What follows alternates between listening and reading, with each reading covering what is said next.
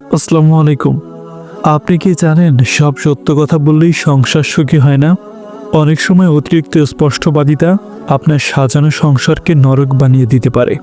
ইসলাম আমাদের শিখিয়েছে কোথায় মুখ খুলতে হবে আর কোথায় চুপ থাকতে হবে। আজকের ভিডিওতে আমরা জানব এমন 10টি বিষয়। 1.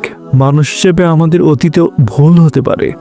আপনি যদি অতীতে কোনো পাপ করে থাকেন এবং আল্লাহর কাছে তওবা করেন, তবে তা আপনার স্ত্রীর কাছে প্রকাশ করবেন না।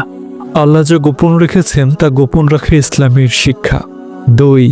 আপনার বাবা মা বা ভাই বোন যদি আপনার স্ত্রীর নামে কোনো নেতিবাচক কথা বলে থাকেন, তবে তা হুবহু স্ত্রীকে জানাবেন না। এটি স্বামী স্ত্রীর সম্পর্কের চেয়ে পরিবারের সাথে সম্পর্কের বেশি অবনতি ঘটায়।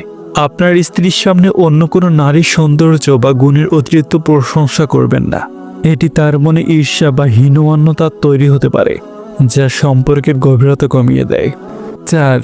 আপনার বন্ধু বা অন্য কেউ যদি আপনাকে বিশ্বাস করে কোনো গোপন কথা বলে, তবে তা স্ত্রীকে বলবেন না। মনে রাখবেন, অন্যের গোপন কথা আপনার কাছে একটি আমানত, আর ইসলাম আমানত রক্ষার নির্দেশ দেয়। 5. আপনার শ্বশুরবাড়ির লোকজনের কোনো ছোটখাটো দোষ বা দুর্বলতা আপনার চোখে পড়লে তা নিয়ে স্ত্রীর সামনে তুচ্ছ তাচ্ছিল্য করবেন না। এতে তিনি মনে কষ্ট পান এবং আপনার প্রতি তার শ্রদ্ধা কমে যেতে পারে। 6. বিয়ের আগে কারো সাথে ভালো লাগা বা প্রেমের সম্পর্ক থেকে থাকলে তা বর্তমান স্ত্রীকে বলা বুদ্ধিমানের কাজ নয়। এটি সারা জীবনের জন্য তার মনের সন্দেহের বীজ বুনে দিতে পারে। 7. আপনি যদি বড় কোনো আর্থিক সংকটে পড়েন, তবে তা গুছিয়ে বলুন। 8. স্ত্রীকে কোনো উপহার দিলে সেটি কত কষ্টে জোগাড় করেছেন বা কত দাম দিয়ে কিনেছেন তা বারবার মনে করিয়ে দেবেন না। এতে উপহারের মহিমা নষ্ট হয়ে যায়। 9. অমুকের স্ত্রী কত সুন্দর রান্না করে, অমুকের স্ত্রী কত বুদ্ধিমান, এই ধরনের তুলনা কখনোই করবেন না। আল্লাহ তাকে যেভাবে সৃষ্টি করেছেন সেভাবেই তাকে ভালোবাসুন। 10. আপনার স্ত্রীর শারীরিক কোনো ছোটখাটো খুঁত থাকলে তা নিয়ে বারবার কথা বলবেন না।